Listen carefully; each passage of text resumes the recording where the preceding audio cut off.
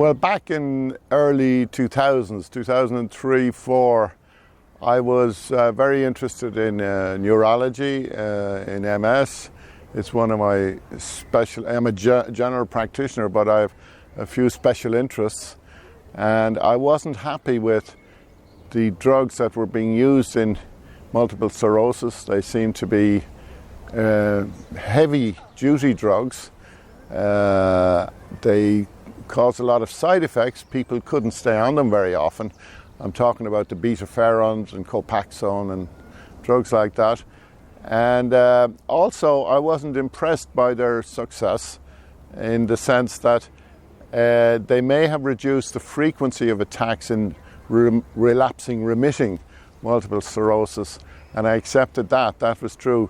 But I don't think they stopped the progression in any way. So I was looking for something that might do that because it seemed to me a progressive neurological condition.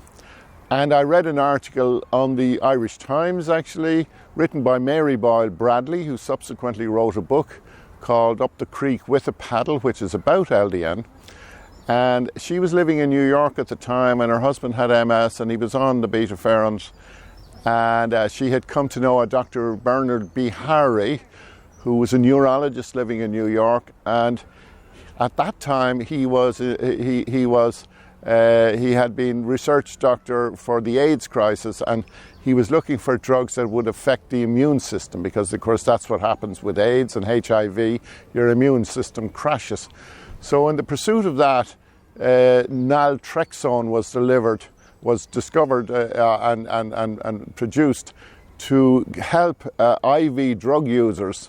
It was a morphine agonist, and it would replace the morphine. If people took an injection of heroin or morphine, they didn't get any high or buzz from it, but you used it in high dosage, 50 milligrams, and it was quite successful. And he was a part of that research, Dr. Bihari. Now, he had a big budget. He had a lot of students that he was comparing the drug with the people with HIV. And he noticed that when he reduced the dose, because he wasn't quite sure of what the dosage should be, but when he reduced the dose, the effects of LDN changed. He was measuring the endorphin levels to try and figure out what was going on in the immune system of the patients. And he noticed that at low dose of naltrexone, the endorphin levels often tripled, which was a surprise finding. He certainly didn't expect it, but he noted it, and he checked it a few times, and this was true. So he thought that the low dose, while the same drug, naltrexone, had different qualities of action and could be used maybe for different things than the high dose. The high dose blocks the endorphin sites 24 hours a day. The low dose, apparently after more research, blocks it only for a very short time, 2 or 3 hours, and there's a rebound phenomenon then by the brain and the endorphin centers where they produce a lot of their own endorphins. So it stimulates the body to produce their own and therefore improves your immune system. Fritz Bell was a doctor who was using LDN and histamine therapy in his wife, and he found that very successful, and I subsequently looked up a number of websites and other emails from other patients who've been using LDN, and I found everything about the treatment method was supportive and positive, and this I found very encouraging. Subsequently, I spent the following year both testing and further investigating LDN use. I tested it extensively on myself, found positive results, ultimately decided to purchase 5,000 capsules of LDN from a pharmacy in New York. And with these, I effectively advertised the use of LDN by writing an article in a magazine called New Pathways, the magazine of the MS Resource Center and MS Charity.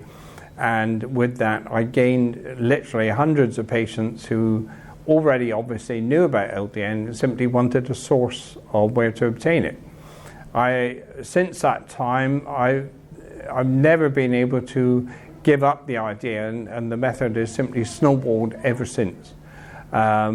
We now have about 500-600 patients on LDN for many different reasons, mainly MS, but also other autoimmune conditions like ankylosing spondylitis, colitis, Crohn's disease, Sjogren's syndrome, dermatomyositis,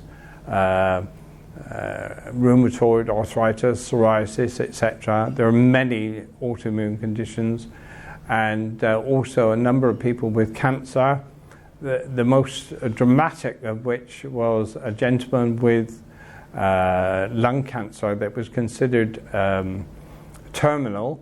He was given effectively 3 months to live, and that was 7 years ago. He's been on LDN ever since, and the cancer has simply shrunk away and disappeared, and they can no longer find it. And he's still alive, fit and well, with no problems at all, and remains on LDN that he's now receiving from his GP. The current mechanism of action of LDN is widely debated. There are many studies showing that naltrexone not only works on the opioid receptors for which it's licensed, but on multiple other receptors and biological systems. There's two main sort of stays of thought. One is that it boosts the amount of something called methencephalin, which is a natural happy hormone in your body. So that's an endorphin boost. And that appears to have an anti-inflammatory effect. So that's one of the most long-standing theories. Alongside that, it's been found in a number of studies in test tubes, that's in vitro studies, that the LDN will actually bind to a receptor called a TLR receptor. Now, TLR receptors are involved in the first point of the immune cascade for when, for example, you're attacked by a bacteria or a foreign body. So the idea is, in this theory, that the LDN is suppressing an inappropriately stimulated TLR system that is starting a cascade which then affects, for example, myelin, or causes an autoimmune reaction to continue on longer than it should. Well, LDN is a very interesting agent for treating an array of different conditions, and currently it's being used as an off-label medication, certainly in the United States. And primarily it's for chronic medical conditions such as multiple sclerosis or fibromyalgia or gut issues. So for example, Crohn's disease, inflammatory bowel disease, or irritable bowel syndrome are the areas where it's being employed in an off-label manner. While it's unlikely that pharmaceutical type research with large randomized controlled trials will happen, I think that there is increasing interest in doing clinical studies which will broaden the scope of use and hopefully encourage other practitioners to utilize the medication. So I think that the future is bright for the use of LDN in chronic medical conditions, but we still are challenged by the fact that the traditional model of research in the medical field right now is not something that we're seeing a lot of activity with this medication, just simply because of the economics. One of the criticisms that have been leveled against low-dose naltrexone for years is, but it's unpublished. There are no publications to show that this works. I gave a presentation recently in the United States, and I did a PubMed search, and there are now 83 publications in PubMed specifically on low-dose naltrexone. So there's a small and growing number of publications on the use of low-dose naltrexone. There are very enthusiastic physicians, very committed to low-dose naltrexone because we've observed clinically what it can do.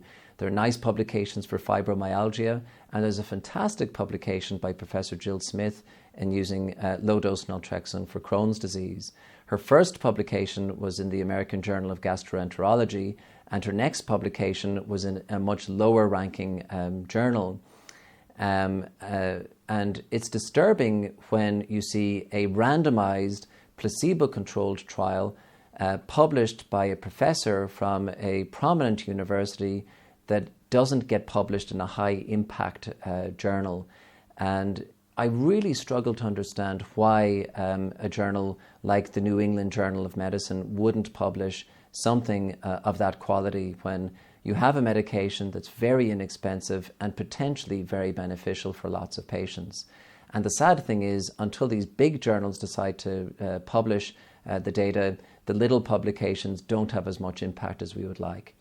So why it is that the big journals don't publish, I guess there are lots of different theories about that, but it's disturbing that it's not happening.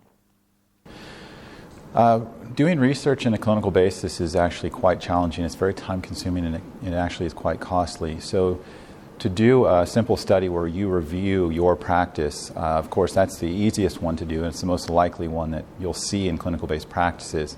But to try and do a randomized controlled trial is a very daunting task. That takes the level of involvement and finances to a completely different level. That type of study, I personally don't see how you can do that without having sponsored support, whether that comes from the government, private industry, etc. There obviously needs a large capital investment to pull that off. So that's basically setting the bar too high for most clinical practices to even entertain that. Really what we've done is we've demanded so much in terms of the level of involvement and the quality parameters that are required for a randomized controlled trial, that only the very elite, so in other words, academic institutions, major corporations, actually can do the studies. So that unfortunately means that we're seeing less and less novel research because those entities have vested interest in the type of research they do.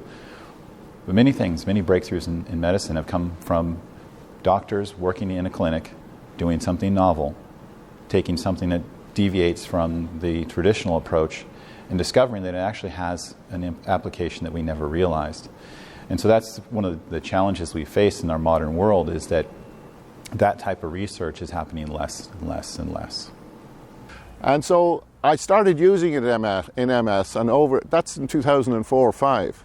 I went to the first conference in 2005 in New York and met most of the people who were in the LDN business there, including Professor Garoni, who's a professor of neurology in Milan, and who repeated the work done by Dr. Bihari, and discovered that the endorphins were lowest in people with primary progressive multiple sclerosis, for which the neurologists tell us that there's no treatment. I give all my patients with this condition LDN, and they're all got better and they're stable.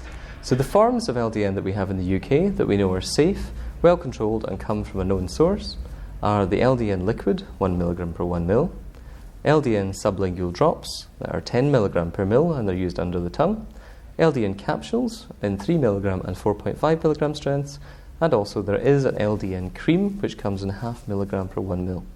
So within that range there usually is a formulation that will work for you. And I have had very great success in some conditions, particularly fibromyalgia, which is an acute pain syndrome. Again, it was thought to be kind of psychological at one stage. We now know it has to do with a more inflammatory situation in neurons, in the glial cells maybe, etc., in the brain, and the increase in cytokines. So we're getting to know a lot more about these conditions, and they're genuine conditions. LDN in fibromyalgia has dramatically improved most people, and Stanford University, who has done some research in this, has proved that and advocated its use as a primary agent. Yeah, the pain started to build slowly, so I started having pain down one side, and then slowly that got worse and worse, and it spread everywhere, and I thought it was my mattress. So I bought a new mattress and realised that mattress was even worse. And then after that mattress, I bought another mattress, and so on, till 10 mattresses down the line. A lady said to me in a shop, if this mattress doesn't suit you, then there's something wrong. And I thought, that's a bit cheeky. But however, I thought, well, you know, this one's probably going to be okay. But that was actually the worst one of them all. It was horrendous. And I ended up going to the GP and explained to him what was happening in floods of tears, and he said to me, where are you hurting? And I said, I'm hurting everywhere. There's not part of my body that doesn't hurt. It literally felt like I was bruised all over, like I'd been beaten up. And he said, I think you've got something called fibromyalgia. And I said, right, I had heard of it briefly, from one of these ladies in the mattress shop. Her daughter was diagnosed with it and she'd had trouble sleeping on a mattress. So he said, but to get it confirmed that that's definitely what it was, I'll send you to a consultant, and he advised me to go private, so I did. And this consultant was a lovely guy, and he confirmed the diagnosis. And that was that. And then I had to go and see my GP again, and he prescribed me some antidepressants, because that was what you got. That's what you got prescribed for fibromyalgia to start with. There were certain ones that were better than others, but I got prescribed different amitriptyline, I think it was, that I got prescribed. And I went away and tried to take this, but my body actually at that point would not tolerate medications. I got the worst side effects that you could get from the medications. So that GP prescribed me a whole host of drugs, none of which my body could actually tolerate. I used to get very, very terrible side effects, like the floors would be moving. I would be in worse pain. And I wasn't sleeping at this point. I was probably averaging about 2 hours sleep a night. I was on painkillers constantly through the night, so I would be taking alternating painkillers, ibuprofen, paracetamol. He prescribed me tramadol, which I tried not to take if I could help it, but really I did need it because the pain was so bad.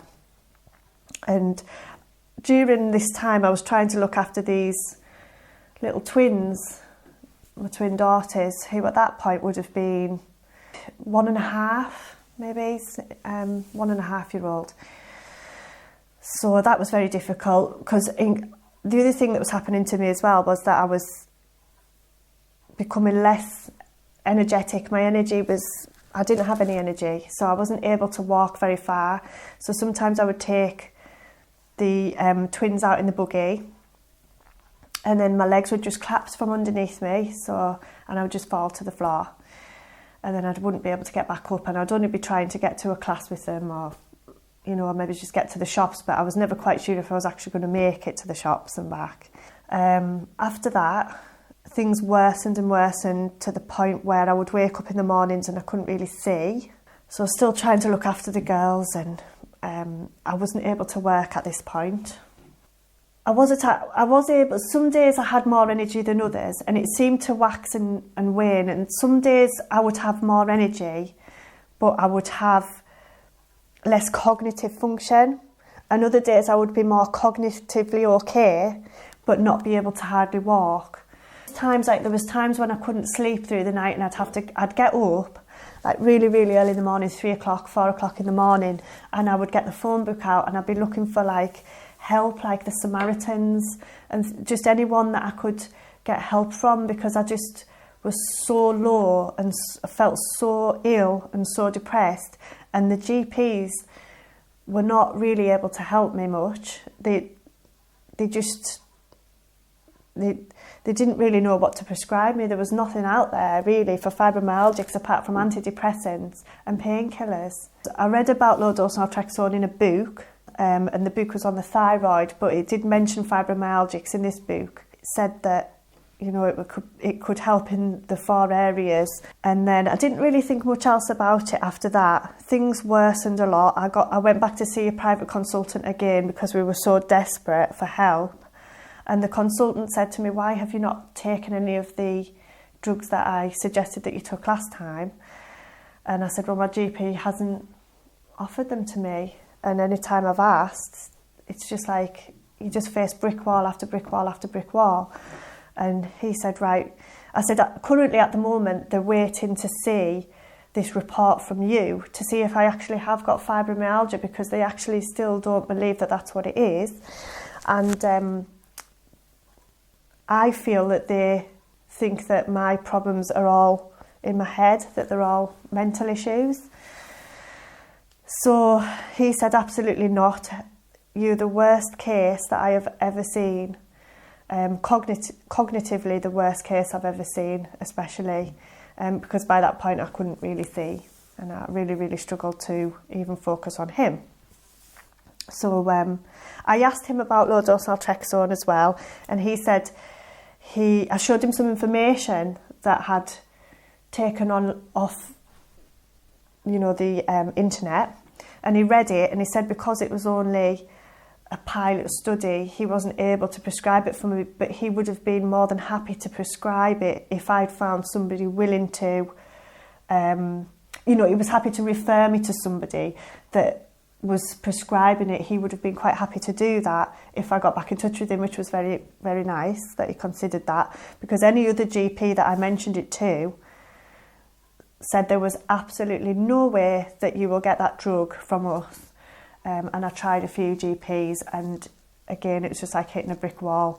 None of them felt brave enough to take the risk to prescribe it, even though the side effects are very, very minimal compared to a lot of the drugs that I was already being prescribed by the GPs. On the drugs that I was taking off the GP, the antidepressants, they picked me up enough to be able to use my laptop to be able to do some studying on low-dose naltrexone, and I eventually found a GP in London that was prescribing. There was a few around the country. He was prescribing from a clinic in London, and he was happy to do a consultation with me over the telephone. So he asked me a few questions, like what I hope to achieve from taking the medication, and I said, well, if I get any improvement at all, then that would be brilliant.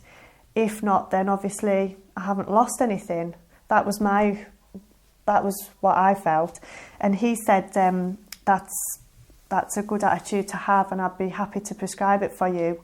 So nowadays, life's very, very different from those 3 years where I was very ill, and I'm able to, I would say, live a very fulfilling, normal life like everybody else, really, that's fit and healthy. So I was able to do work on my house, which I wanted to do. I enjoy doing that in my spare time, and just do normal everyday tasks like washing the dishes. I'm able to stand at the sink, which is something I wasn't able to do, or I could but not for very long. Even just like manage to get from room to room without crawling. And I would say on low-dose naltrexone, I feel much better than I did before I was actually diagnosed as fibromyalgic. What makes me frustrated is the fact that there are GPs out there that are able to prescribe this drug if they feel it is of therapeutic benefit, yet they won't take the risk or even take the time to research the drug to see if it would be of benefit to that particular individual. And even at times when I've handed information over, they have said, there is no way that you will receive that drug from this practice. My name is Brian Udell. I'm a physician, and my specialty is pediatrics. My background is that I've seen children as a neonatologist since the 1970s, and that's babies who were very premature, very sick. And most of those babies in the 70s that I were taking care of was a lot of cocaine and drug-addicted babies, alcoholism. And then mostly as the 90s came in, it was mostly children who had cocaine and other stressful pregnancies. And it really wasn't until the 2000s, 2008, that I started seeing children with autism and got interested in what now looks to be the autism epidemic. And when you start to search for what's the autism epidemic, you realize that it's real, that since I was the medical director of the follow-up clinic, all those years that I saw high-risk infants, I didn't see autism until it all of a sudden started emerging around 2008 for me. And at that time we were seeing 7 children a week, and now I could see 10 children a day. So the diagnosis doesn't really matter. The diagnostic criteria don't really matter. What matters is parents are coming to us because they have children who are not developing normally, and the regular medical community, the conventional medical community, doesn't seem to get it. That it's not only they don't even have the answer. So the parents that go searching for answers are going searching for answers that the medical community says itself that they don't have. Specifically, speech apraxia, the inability to speak. There's no medicine for that. Social isolation. Kids are in their own world. They're in a fog. There's not really medicine for a baby for that. And repetitive movements, okay, which are not seizures. They are some kind of behavior that we don't understand called stims. And so those three things make up a core of symptoms that we call autism. And in 2006, Dr. Jacqueline McCandless came out with a paper that said that low-dose naltrexone was a valuable tool to be used. And I've been using it since about 2008 or 2009, and it's been very successful. And what I mean to convey to my parents is, I didn't realize, for example, when I started doing autism, I didn't realize that naltrexone was even available to us. But it's one of the few drugs that's listed in the pharmacopoeia as being on label for autism. The word is in there. And autism doesn't show up in a lot of treatments.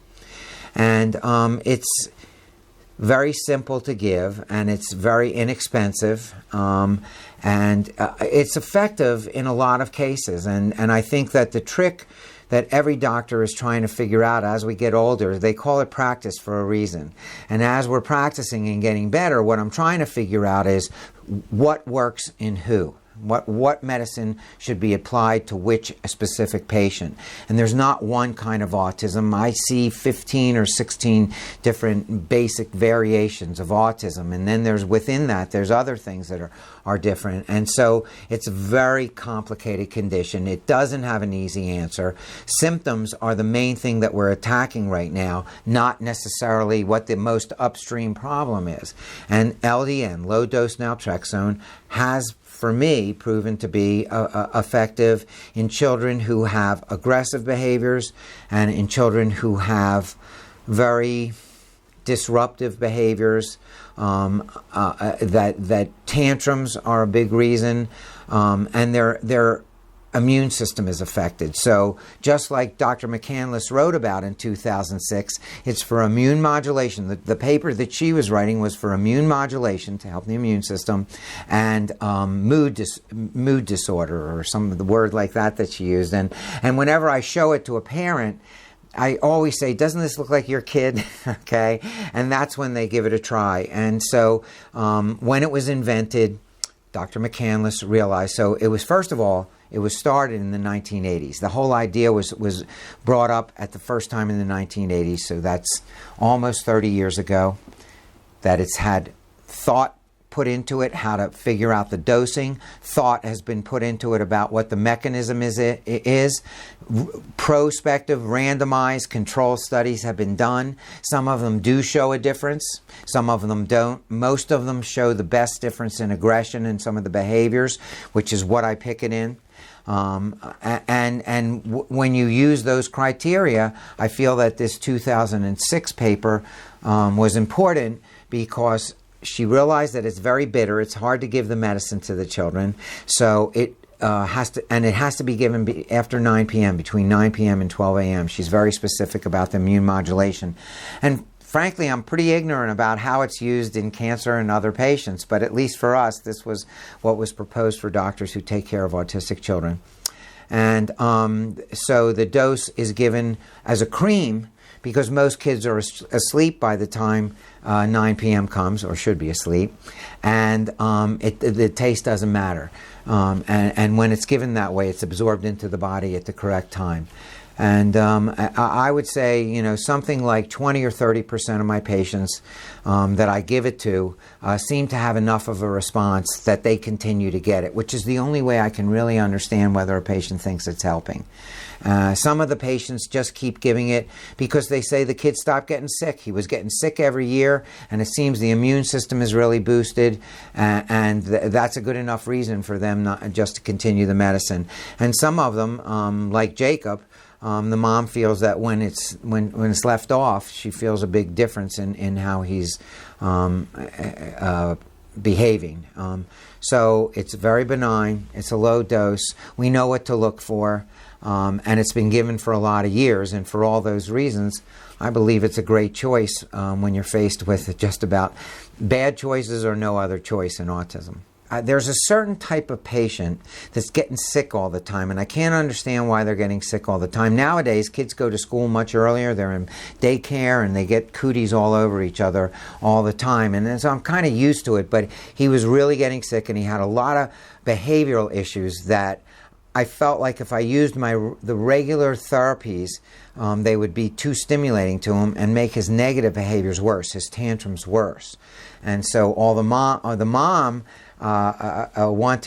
wanted us to use something we use a lot. Wanted us to use B12. I have a protocol that includes a lot of methyl B12, and that's a pretty successful protocol when you're looking for some help in autism. But because I just felt his immune system was so involved, and that I wouldn't be able to be successful with something that jazzed him up more, that it would be a good try. And she reluctantly, I think she'll tell you that she reluctantly gave it a try, and it was really day and night for that child. And I am aware that many of these documentaries are only anecdotal, so I don't want to promise that for other children, but I do try to pick it in the children who seem to have some special skill that is like amazing, and he already demonstrated some special skills, much smarter than you would think, much more clever. They figure stuff out, and then they're getting sick all the time, and that's one of the criteria that I use to pick this protocol, especially if they're aggressive. Well, it was a complete turnaround. I mean, I saw a child who really, the two hardest things to take care of in autism are speech and language if they're apraxic. If they can't speak, there's nothing in our books that says it's going to make a child speak. And the other thing is behavioral aggression. Because what we really have for aggression is a bunch of medicines that either are stimulant medicines that slow you down and really fog your brain up, or medicines like for schizophrenia and strong medicines for your brain like Prozac and Zoloft, which are really not meant for little kids. So his was behavior. His wasn't much speech and language. It was more on the behavior side. And faced with the choice of giving a kid something that would make him stoned, basically, maybe more compliant but not as aware, I felt that this was again a great choice, and it did indeed change his life. I didn't know he was going to turn out, and Mom didn't either, to be a prodigy, but I do find that a large proportion of our patients, and I've taken care of a lot of pediatric patients over 40 years, a large proportion of the patients in the autistic community have almost savant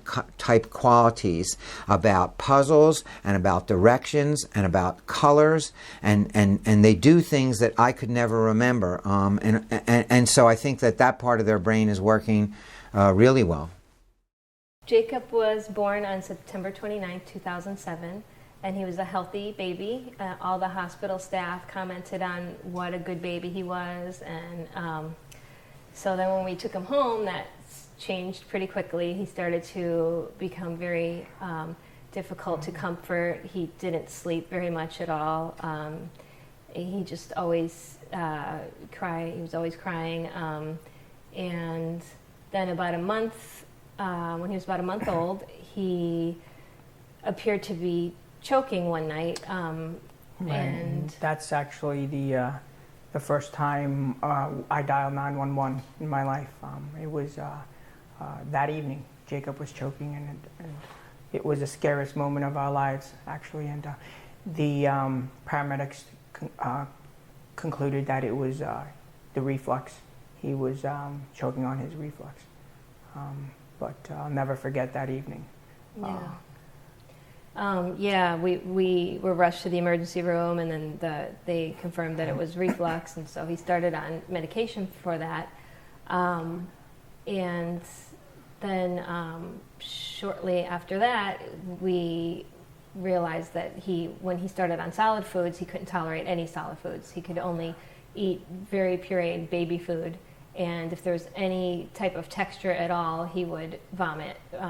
And he was vomiting 3 or 4 times a day. Yeah. And That's projectile vomiting. yeah, he would turn purple, and it was like he was having trouble breathing. He would be coming out of his seat, and it was just very scary and very exhausting. And so we then found that he was diagnosed with a feeding disorder, so he had to take feeding therapy. And then shortly after that, they told us that he also was speech delayed. He was about 2 at that time. He didn't really start eating any solids until he was almost 3. He was eating pureed baby food. So, and then around that time, when he started the therapies, he started developing some other odd behaviors. Right. He had an obsession with fans spinning. Certain things had to be a certain way. The light switches had to be on a certain way. Just things need to be placed a certain way. And if we changed any of that, it would aggravate him and get him quite angry.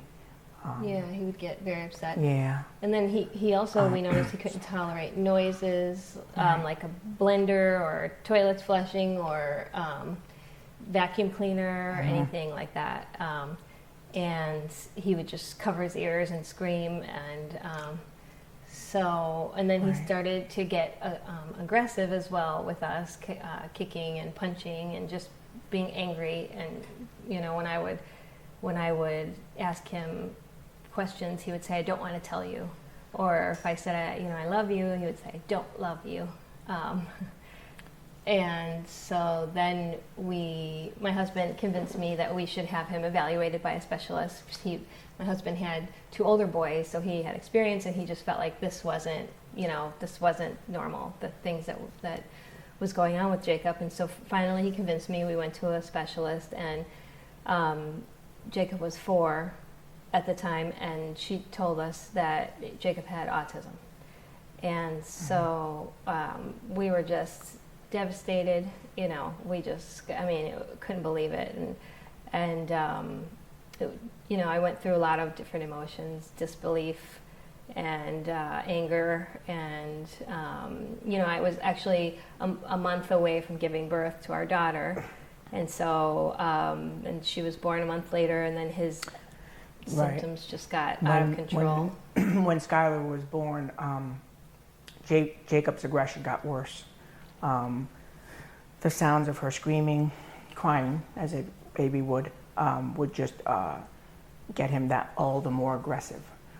There were many times we would make certain that she wasn't anywhere in reach of Jacob, just in fear that he would hurt her, because it seemed as though that he would do anything that he could to stop it. Yeah.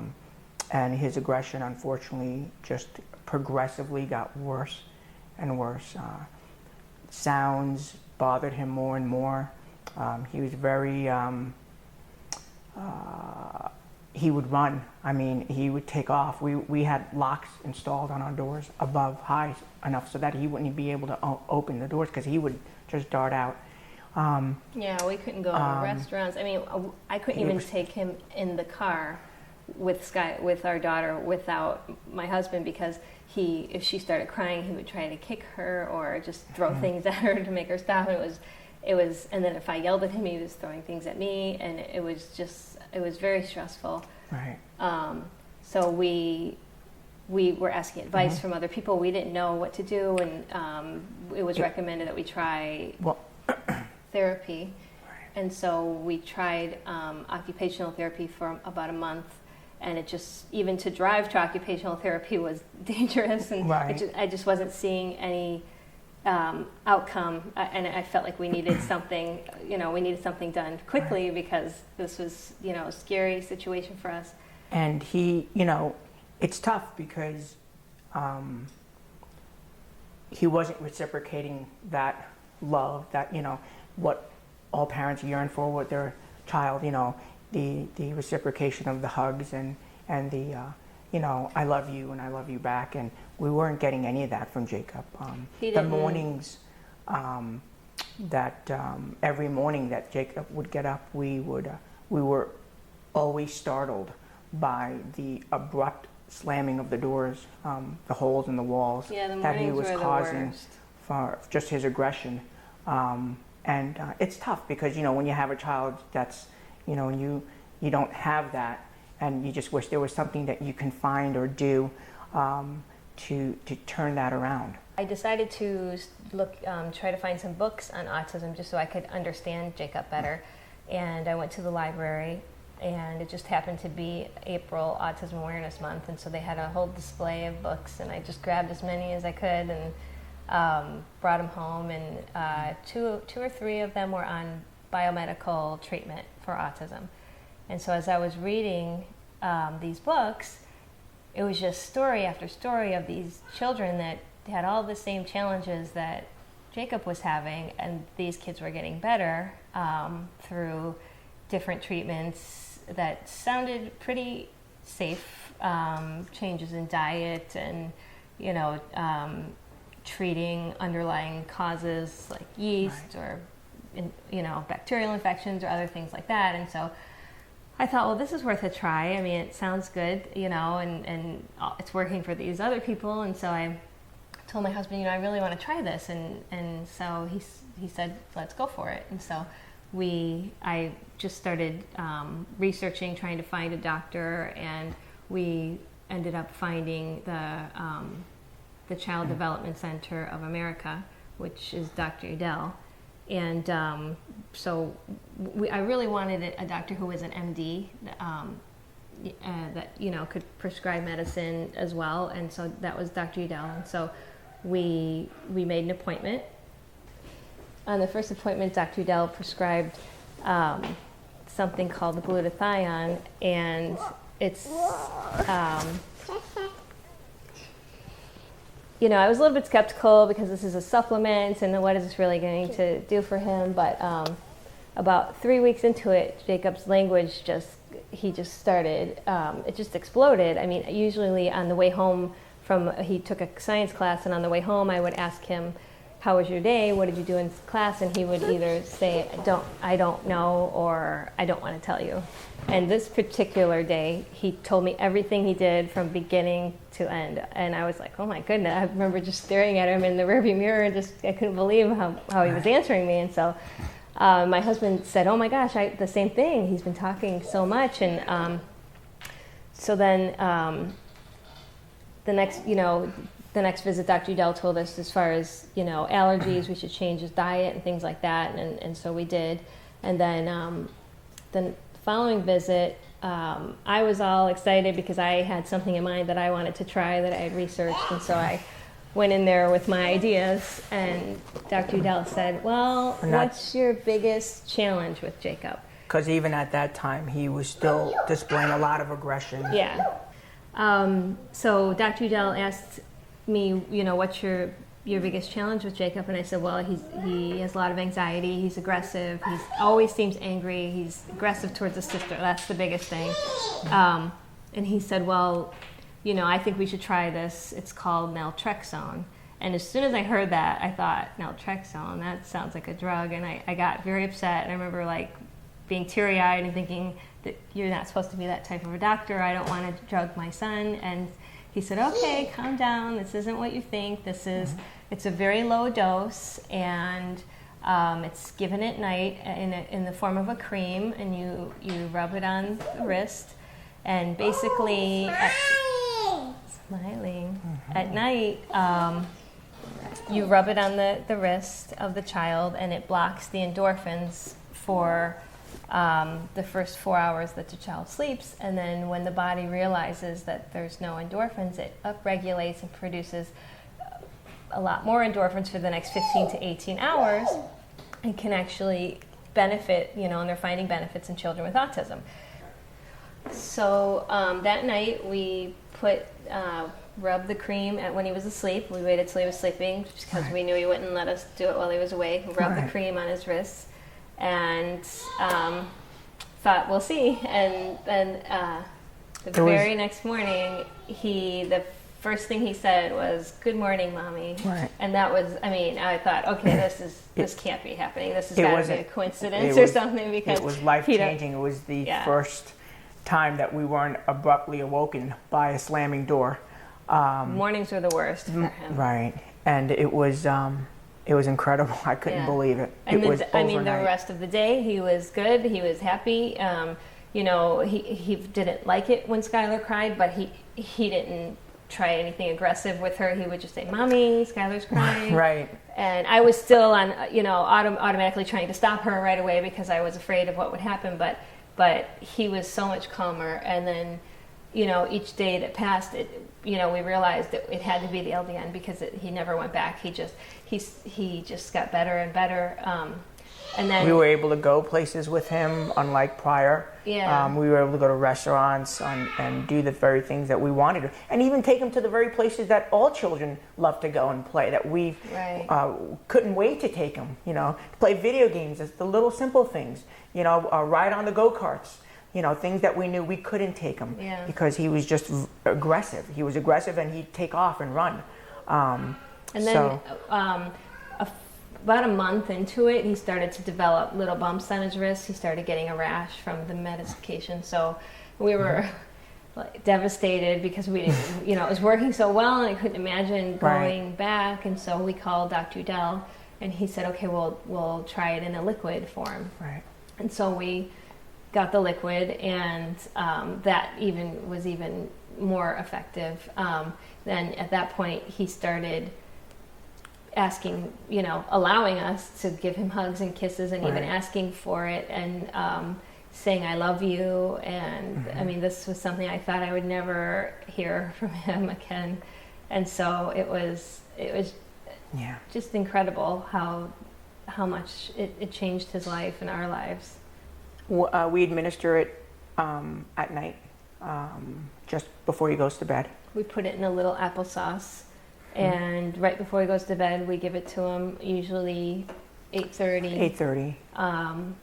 You know, give it to him, brush his teeth, and then he goes to bed. He sleeps great through the night. I think it may even help with that. And he wakes up the next day happy.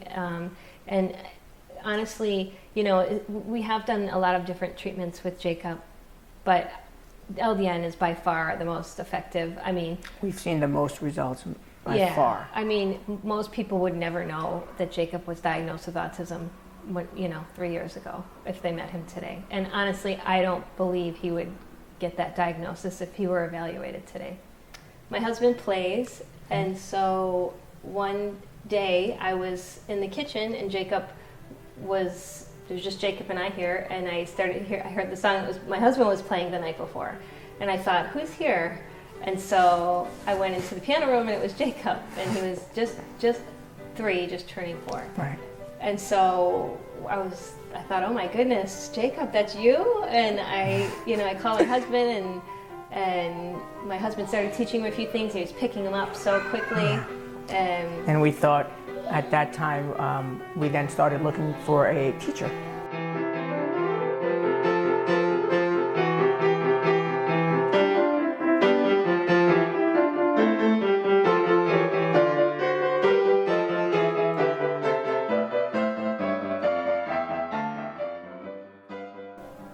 It was hard to find one because at his age, there aren't very many teachers that wanted to sit with a then 3-year-old turning 4-year-old.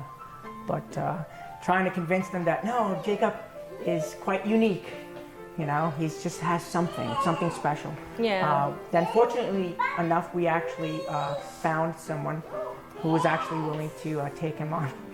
And she works wonderful with him. And since then, Jacob has excelled tremendously on the piano. He amazes me every day. Yeah. I mean, he's playing Mozart, Bach, Beethoven, Chopin. Actually, he performed on Good Morning America, we put CNN, HLN, local channels, local news. He was invited. He played on the Steve Harvey Show as well. And it was amazing. We just put a YouTube video out there, and it just it went viral. Yeah. I would say I cannot imagine Jacob performing that first performance on Good Morning America had he not been introduced to LDN. I Right. can't. Most I definitely don't not. believe that would have We ever wouldn't- been a possibility. We wouldn't have been able to even get him on the stage, let alone to sit long enough for an interview. Yeah. And you know, going to these places, naturally there's a lot of noise and a lot of sounds. Yes, LDN has certainly made a big difference and has helped even in Jacob's ability to be able to sit down and express himself through the music, as opposed to perhaps maybe today. I can only imagine how many keys I wouldn't have on the piano had it not been for the LDN.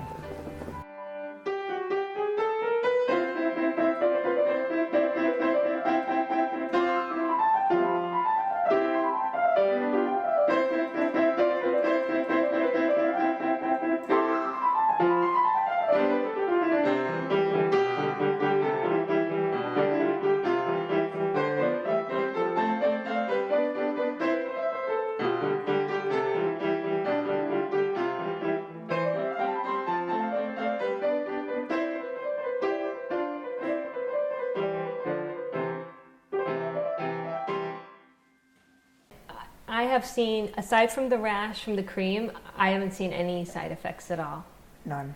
from I have none LDN. either. Yeah. So I would highly recommend it to any family, you know, touched by autism. I think it's worth a try. It's not expensive. We actually order our LDN from a pharmacy that's nearby, but we actually have it delivered. And I just, you know, Dr. Udell writes the prescription and faxes it over, and then Compound. it's a compounding pharmacy. It's not covered by our insurance, but it's pretty inexpensive. It's about $29 a month, and then we pay for the shipping because we have it overnighted. We choose to have it overnighted because we just don't want it sitting, you know, in the mail. Skylar is Jacob's younger sister. She's 3. We started noticing some delays with her at about 12 months, and she started seeing Dr. Udell, and we did a few things, and then after some blood work, we realized that she has a low immune system, and so Dr. Udell said, well, let's get her started on LDN, because that also helps with the immune system. And so at that time, Skylar wasn't aggressive or anything, but she used to just follow me around all day with her thumb in her mouth and just kind of whine. She just wanted to be held all day. She wasn't a happy camper. Yeah, and you know, I didn't quite notice an overnight change in her the way we did with Jacob, but she very shortly after that became very happy. You know, she entertains herself. She's a very happy child now. She still takes LDN. It did help her immune system. It's not exactly where we want it, but it's better than it was. Much better. Yeah. And she's the happiest child that we know. So I mean, I don't know if LDN will work for, you know, other children. All we know is that it worked for ours, and if you have a child with autism, it's definitely worth a try. I would say it's worth it. There's no side effects that we know of. It's not like a typical, you know, it's not a stimulant or an antidepressant or anything like that. It just seems so natural, and it's been a miracle for our family. So if you were looking to try and start taking LDN, the side effects that you would be expecting to have most, possibly a mild headache, possibly a slight stomach upset, but these are generally very, very transient and go away within a couple of weeks. One of the most frequent questions we get is, which drugs can I take with LDN? And the answer to that really is almost anything, but you really have to check with a health professional first.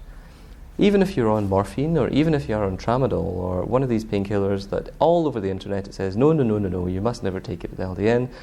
If you work with us and or your health professionals, like your doctor or a nurse, there can quite often be a way of managing the regime of the way you take your tablets so that you are still able to take the drugs that you need for the conditions that you have. That being said, if you're on regular doses of painkillers that contain opiates, such as codeine, dihydrocodeine, tramadol, and you're taking those regularly and or have sustained release medications, most definitely do not start taking LDN without checking with a health professional first. People often ask us if you can take LDN with alcohol. Can I take a drink with this? There really aren't that many drugs that you can't take a drink with. So you can take alcohol with almost every drug that we prescribe if you want to. It's all about quantity. One glass of wine isn't going to do you any harm if you are taking LDN, but if you're drinking a bottle of vodka a day, it is going to do you harm. So it's what we say to most people, everything in moderation, but generally, as long as your liver function is okay and your kidney function is okay, you don't really need to modify your current lifestyle to take LDN other than looking out for certain medications, and that can be solved just by sending a list of the medications that you take to either a pharmacist or a doctor who's involved in the prescription or dispensing of LDN. Often people try to get prescriptions for LDN on the NHS. Generally what I would do is I would have a very frank discussion with your own GP explaining that you've tried X, Y and Z and the medications you've tried and the treatments you've tried that were NHS funded. I would then take with you an information pack such as the one provided by the LDN Research Trust. Ask the doctor to read through it and make a repeat appointment in a month or 2 months at their leisure. So allow the doctor to look at it, do some research on their own and find out in their own head how they feel about it. Inside the pack there will be contact numbers and email addresses for the doctor to contact other people in the LDN group. So for example, many of the phone calls I take every week are from interested GPs all across the country wanting to hear just a little bit more about LDN before they give it on the NHS. When the GP writes the prescription for LDN on the NHS, if they have to do it in a very specific way and they have to very carefully specify exactly how it's to be made and how it's to be done. And that is also available in every available information pack. So the short answer to that is you must go to your GP with lots of information and be prepared to wait. If you're unsuccessful in getting an LDN prescription from your NHS GP in the UK or in your country of residence, privately LDN prescriptions cost between £20 to £25 initially and then round about £20 a month for the actual medication. That can vary by about 50% depending on which formulation you're taking and how much you're taking, but it's really not very expensive to get it privately. The problem we have is that there is no proper clinical data, and because it's used for such a wide range of conditions, it's very difficult to pinpoint. However, my personal opinion is that if something makes people feel better and they can afford it and it's available, I don't think they should be prevented from trying it. And if it works for them, then I'm very, very happy for them.